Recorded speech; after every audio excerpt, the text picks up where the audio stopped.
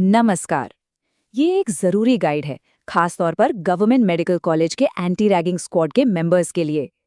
चलिए, अगले कुछ मिनटों में हम उन सभी प्रोटोकॉल्स, ड्यूटीज और ज़रूरी बातों को समझते हैं जो एक सेफ और पॉजिटिव कैंपस माहौल बनाने के लिए चाहिए। हाँ, तो एक बात बिल्कुल साफ समझनी होगी, स्क्वाड की जो भी जिम्मेदारियां हैं, वो सिर्फ कॉलेज के बनाए नियम नहीं है। नहीं, इनकी जड़ें, इनकी नींव यूजीसी और नेशनल मेडिकल कमीशन के बड़े और सख्त राष्ट्रीय कानूनों में है। और यही कानून हमें रैगिंग को जड़ से खत्म करने की ताकत भी देते हैं और साथ ही एक बहुत बड़ी जिम्मेदारी भी। तो आज हम 5 ज़रूरी हिस्सों पर बात करेंगे। पहले, स्क्वाड का मैंडेट और उसका स्ट्रक्चर क्या है। फिर एक्टिव विजिलेंस कैसे करनी है। तीसरा, वार्निंग साइंस को कैसे पहचाने।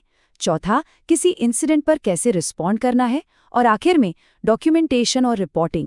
चलिए शुरू करते हैं। सबसे पहले ये समझते हैं कि एंटी रैगिंग स्क्वाड यानी एआरएस का स्ट्रक्चर क्या है और इसकी लीगल बुनियाद क्या है।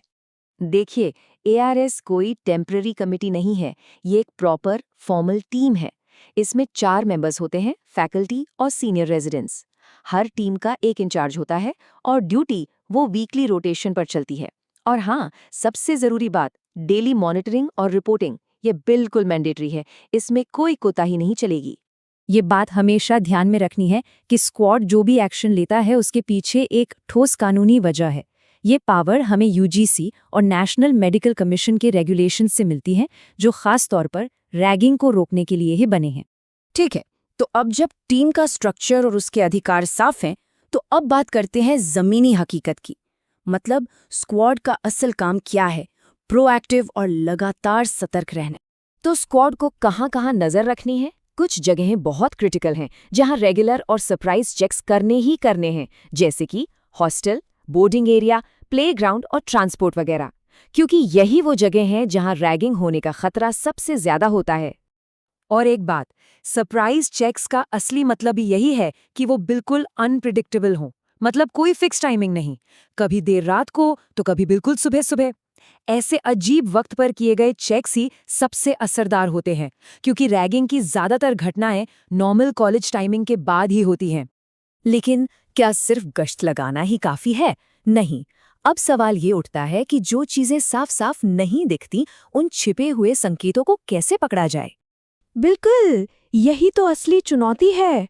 उन अनकहे इशारों को समझना जो शायद पहली नजर में पकड़ में न आए। देखिए, एक तरफ तो हैं साफ दिखने वाले संकेत, जैसे कोई शारीरिक चोट, लेकिन हमें उससे कहीं आगे देखना है। क्या कोई स्टूडेंट बहुत थका हुआ या डरा हुआ लग रहा है? क्या वो अचानक सबसे अलग थलग रहने लगा है? यही है वो छिपे हुए संकेत जो किसी बहुत बड़ी प्रॉब्लम की तरफ इशारा करते हैं। इसी को कहते हैं इनडायरेक्ट एविडेंस। सोचकर देखिए, अगर कोई फर्स्ट ईयर का स्टूडेंट दिन में क्लास के दौरान सो रहा है या ऊँघ रहा है, तो ये एक बहुत बड़ा रेड फ्लैग है। इसका मतलब हो सकता है कि उसे रात में तंग किया जा रहा है या वो डर की वजह से सो ही नहीं पा रहा है। ऐसे किसी भी केस में तुरंत पड़ताल करना बहुत जरूरी है। और ये जो ऑब्जर्वेशंस हैं, ये सिर्फ अंदाजे नहीं हैं, ये हमारी ऑफिशियल कंप्लायंस चेकलिस्ट का हिस्सा हैं। देखिए, आइटम 20 कहता है चोटों के लिए फिजिकल चेक करो, आइटम 21 थकान और डर के लिए ऑब्जर्व करो, और 22 नींद की कमी के संकेतों पर नजर रखो। मतलब हमारी हर ऑब्जर्वेशन एक फॉर्मल रिकॉर्ड का हिस्सा बन जाती है। तो ठीक है, हमने संकेत देख लिए। अब सबसे जरूरी सवाल, अगर ऐसा कोई मामला सामने आता है तो एक्शन कैसे लेना है? हमारा स्टेप बाय स्टेप प्लान क्या होना चाहिए?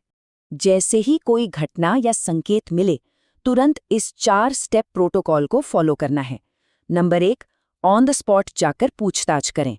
नंबर 2, हर फाइंडिंग को विजिलेंस रजिस्टर और चेकलिस्ट में मिटिकुलस तरीके से लिखें।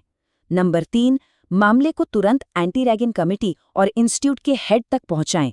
और चौथा, ये पक्का करें कि ये सारी डिटेल्स डेली इंस्पेक्शन रिपोर्ट में भी डाली जाएं। ये रिपोर्टिंग का एक तय स्ट्रक्चर है जिसे फॉलो करना ही है। जो भी मौके पर जांच में पता चला, वो जाएगा एंटी रैगिंग कमेटी को। रैगिंग का कोई भी संभावित केस सीधा इंस्टीट्यूट के हेड यानी प्रिंसिपल को रिपोर्ट होगा, और जो डेली इंस्पेक्शन की समरी है वो प्रिंसिपल या नोडल ऑफिसर को जाएगी। चलिए अब आते हैं इस मिशन के आखिरी लेकिन सबसे क्रिटिकल हिस्से पर, और वो है डॉक्यूमेंटेशन और रिपोर्टिंग। ये लाइन दिमाग में बिठा लीजिए। अगर ये लिखा नहीं गया तो ये हुआ ही नहीं। सीधी सी बात है। कंप्लायंस के लिए, अकाउंटेबिलिटी के लिए और सबसे बढ़कर स्टूडेंट्स की सेफ्टी के लिए हर चीज़ का रिकॉर्ड होना ज़रूरी है। अगर कोई चीज़ रजिस्टर में नहीं है तो कागज़ों पर वो कभी हुई ही नहीं। तो हमारे पास 3 मेन डॉक्यूमेंटेशन टूल्स हैं। पहला है विजिलेंस रजिस्टर। इसमें हर चेक की टाइमिंग, डिटेल्स और फाइंडिंग्स लिखी जाएंगी। दूसरा है डेली इंस्पेक्शन रिपोर्ट। ये एक तय प्रोफॉर्मा में सबमिट होगी। और तीसरा है कंप्लायंस चेकलिस्ट। ये एक तरह से हमारा पूरा रिकॉर्ड है कि सारे ज़रूरी काम हुए हैं या नहीं। इसके अलावा एक और बहुत पावरफुल टूल है एनोनिमस सर्वे। इसका मकसद उन छुपी हुई बातों को जानना है जो स्टूडेंट शायद डर के मारे सीधे सीधे नहीं बता पाते। इसका प्रोटोकॉल भी सिंपल है। सर्वे कंडक्ट करें, फीडबैक इकट्ठा करें, उस डेटा को एनालाइज करें और उन मामलों को पहचानें जिन पर एक्शन लेने की ज़रूरत है। एक बात हमेशा याद रखनी चाहिए, ये काम सिर्फ नियम कानून लागू करवाना नहीं है। आपकी मेहनत, आपकी सतर्कता सीधे सीधे हर स्टूडेंट के लिए एक सेफ और सिक्योर माहौल बनाती है। एक ऐसा माहौल जहां वो बिना किसी डर के सिर्फ अपनी पढ़ाई पर फोकस कर सकें। तो आखिर में बस ये एक सवाल है जिस पर सोचना है।